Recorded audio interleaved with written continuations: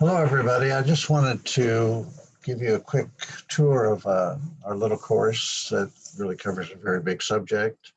Um, you'll find it in your listing. I suggest you pin it to your other courses. And this recording will also be available eventually when this button is a link. But overall, there is just a couple things to do as far as assignments go to qualify for the stipend. And uh, there is some information here, lots of information for you, backup information. I think it's important to have a look at this and see what the difference is between accessibility and accommodation. Also, there's a very nice little uh, overview of what Blackboard Ally is, what it does, what additional tools there are. On the right side of the home page are some support links, as well as a number of resources for Blackboard Ally. So Blackboard Ally is an application that is integrated into Beachboard. Will be either in the summer or in the fall for all courses. We're testing this early. I've been using it for about a year. And so you can see that on the navigation bar, there is something different. And if you haven't already got that added to your course, there's instructions in this course to how to do that. But if you click on that, it'll tell you, kind of give you an overview of what your course is. So in this particular case, this course is at 95%. So there's a little bit of improvement that we could make here. I figured if it was a course about Blackboard Ally, it had to be up there pretty good. And so you'll get more information in some of the resources I've got for you, but it, excuse me, it tells you what things you can do to kind of make it better. So I'm going to go back to our course and go into the content area. And under table of contents, there are some training videos, and I took out some of the ones from Blackboard Ally because they were, one, lengthy, and two, not directly to the point. And did some searching around and found that at the current time, University of Alabama in Tuscaloosa is kind of in the same spot we are in terms of implementing this application. And their department there did a wonderful job. Short, sweet, to the point, direct answers all of the kinds of questions that most faculty members will have about this application, how to use it. There's also one from Ally themselves that's pretty good. Alabama is better. And then there's a little bit of an overview for what students can expect to see. And I think it's important to kind of know that. In addition, there are some other resources that, in terms of accessibility, so you've got the Bob Murphy Center, you've got the Accessible Instructional Materials, AIM Center, and a general piece on accessibility in higher education. And you can see here on this, in this particular part, there's an icon that you have not seen before unless you've loaded this up previously.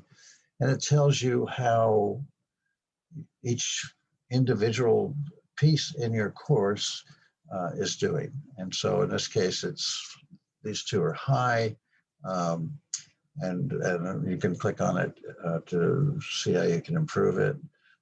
This one here is perfect, so it's kind of like a meter, and the meter is pegged over to the right side. And this is just some instructions that are a duplicate of what's on the homepage. And these resources here are kind of optional. If you feel like you want to know more, then please feel free to to do that. You've seen the accessibility report. There are 2 assignments in this course in order to qualify for the stipend.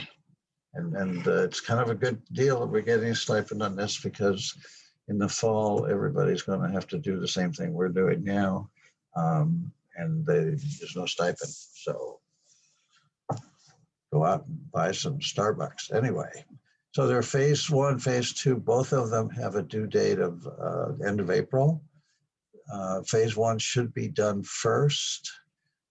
So let's take a look at it. I'm sorry. So Maria, my boss has already gone in here and done everything. So not a surprise. So I'm going to go ahead and edit it and show it to you this way. So phase 1 is to create a Zoom recording after you've watched the materials, and do a screencast of your course and demonstrate how you fix just one issue. It could be adding text to an image, alt text, so that someone with sight issues at least knows what the picture is supposed to represent. And while you're doing that, I'd like you to narrate your Zoom session and tell us what you're doing. It's kind of like the old days in math class where the teacher said, okay, you got to show your work. You just can't give me the answer. And so this will give you an idea about how things go. And then just put that Zoom session in the link to it and the passcode for it into the Dropbox here for phase 1. And that's pretty much all there is to phase 1. I think one thing that is not mentioned in the course, but you're going to find that some of the materials you find, including materials that you would copy and paste from the university websites here or lots of other websites, will not be accessible and give you a bad score. So the coaching here is to, rather than put the whole amount of information, all the text and images or whatever in there, the idea is maybe just to put a link, and that'll have no impact on your score. So let's go back to the Dropbox, and then part 2 of all of this. And also in phase 1, I want you to kind of, in your screencast, show what your score is currently when you're starting out this whole process, so we can get an idea of improvements. Phase 2 is very simple. You're just going to take a screenshot of I keep doing this so this is again Dr. Claver, well, showing off. Okay, so I'll do it this way. So phase 2 is simply a matter of taking a screenshot after you've hit 80% or above. And I recommend you go as high as you can. Many of your courses may already be there, so you would really have to just do phase 1 and then take a screenshot of it afterwards. And I think that's pretty much it. If you have any questions, I'm totally available anytime you need me to answer any questions for you. And you can email me. That's the easiest way to do it. So go out there and be accessible.